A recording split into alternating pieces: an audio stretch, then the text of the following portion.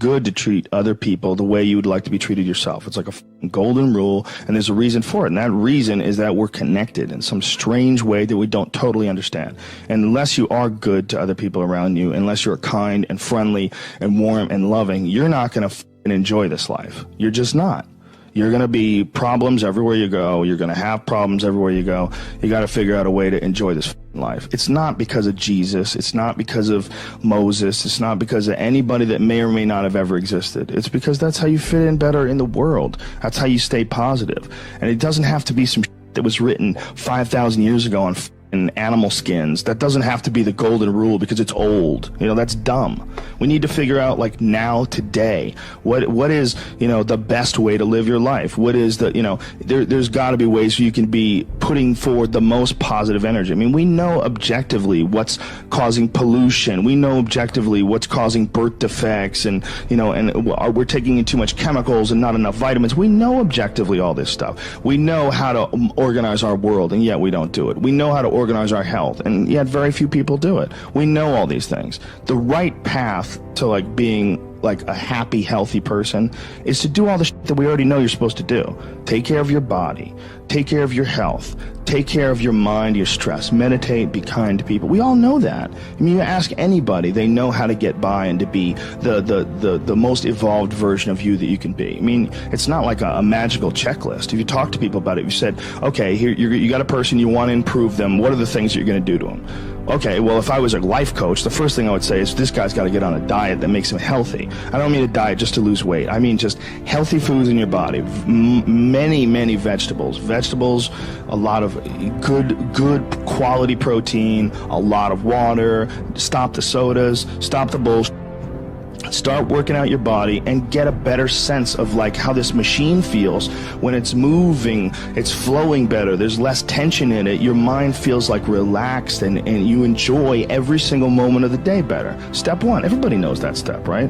What's step two? Be cool to people. Be nice to as many people as you can. Smile at as many people as you can. Have them smile back at you. Tip well when you go to restaurants. Just do the most you can. Be as nice as you can, and just still manage to not have people walk all over you. Just get through this life as nice as you can.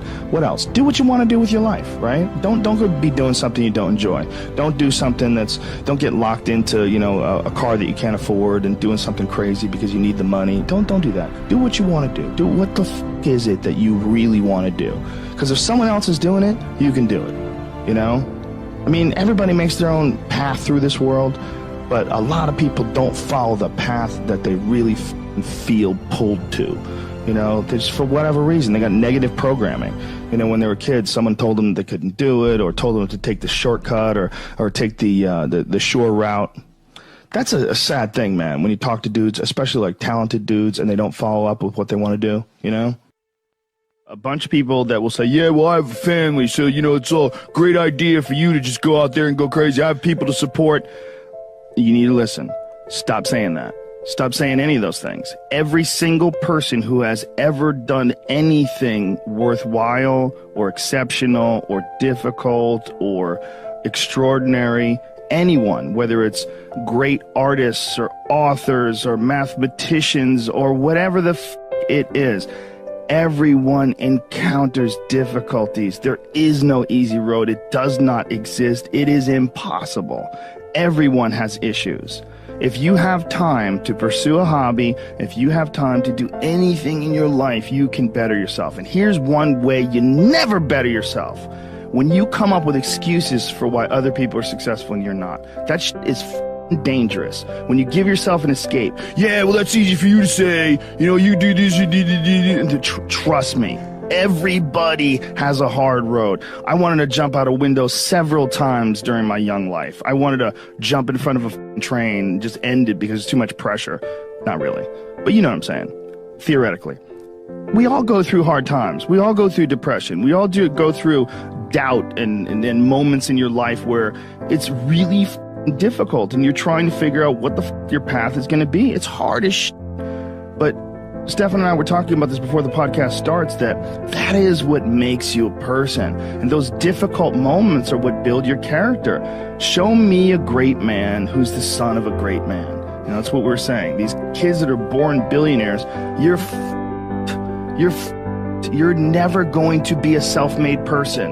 You have a backup trust for your backup trust for your trust, and you're f***ed, man. I'm fascinated by martial arts. I'm fascinated by comedy. I'm fascinated by many, many different things. I don't understand when people say they're bored, because if I had the time to live 100 lives, I'd be speaking different languages. I'd be living in different countries. I would try a number of different careers, because I think there's a lot of unbelievably fascinating, puzzling, complex things that you could study in this world. That's just me and my personality, but that's a personality also that I've cultivated over years of challenges. Were you like that as a kid too? Well, I was involved in martial arts very early, and I think that is one of the things that motivated me to explore difficult tasks, because through difficult tasks you learn an incredible amount about yourself, and you through the fire of competition you get to understand motivation. You get to understand the resistance that you have inside your mind to doing hard work. You get to understand the rewards of discipline. Like, you don't truly appreciate relaxation unless you've worked hard, and that is the yin and the yang of life. And I've said this to the point of people getting sick of it, but one of the worst decisions a man can make, I can only speak for men, obviously, is to be comfortable. I don't think you should try to be comfortable. I think what you should try to do is try to earn comfort. And if you can get a day off where you've worked hard and you've accomplished goals, that day off will be so sweet. When I work hard and I sit in front of the TV, I enjoy the shit out of it. I put my feet up, I have a nice drink, I enjoy my free time. Chairs that nids your back or something like that? I do have one of those. Do you really? Those are great. They're great, right? Yeah. I don't use it that much though, honestly. I'm more of a workaholic than I should be, probably. If the balance was, I probably should relax more than I do, but I never feel like I earned it. But that's part of the reason why when I do feel like I earned it, I can enjoy it. It's because I am more connected to the idea that I need to accomplish things, and it's not like for anybody else's benefit other than my own, or anybody else's approval other than my own.